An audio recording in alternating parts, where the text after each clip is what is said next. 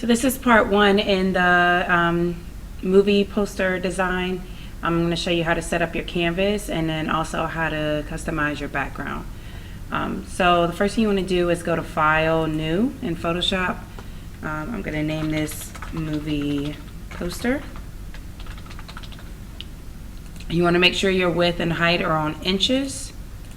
And it's going to be 13 for the width, 19 for the height, and then 300 for the resolution. And then your color mode is going to be set to CMYK. And then you can hit OK. Alright, so now that we have our background here, we've kind of done these before, so I'm not really going to go in depth into doing kind of a color background. But if you're planning on just using kind of just a set color as the background, for instance, like right now mine is on black, I'm just going to use my paint bucket tool here, which might be located under your gradient tool, to just kind of single click and drop in there.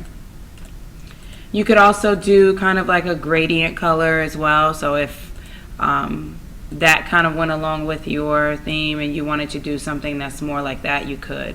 I'm going to use a picture as the background. I want to use some lockers. I'm doing kind of like a school theme, so I'm going to bring in a picture of lockers for mine. So and most of the time when you use a picture as a background, it just looks a little bit more like a professional movie poster as opposed to using a color.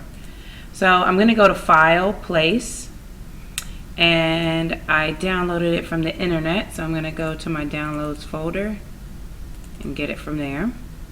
When it comes in, it might look small, but I'm just going to go ahead and resize it so it looks a little pixelated right now. But as long as it clears up when you hit that check at the top, you're okay. Grab my move tool and I can do this. If you do not see the controls for resizing these little things, these little squares in the corners, when you're on your move tool, which is at the top of the toolbar, check this box that says show transform controls, and that turns them on. Okay, so I got my locker set up here, and that's pretty much it. Now I'm ready to start bringing in the characters, and that's going to be on part 2 of this series.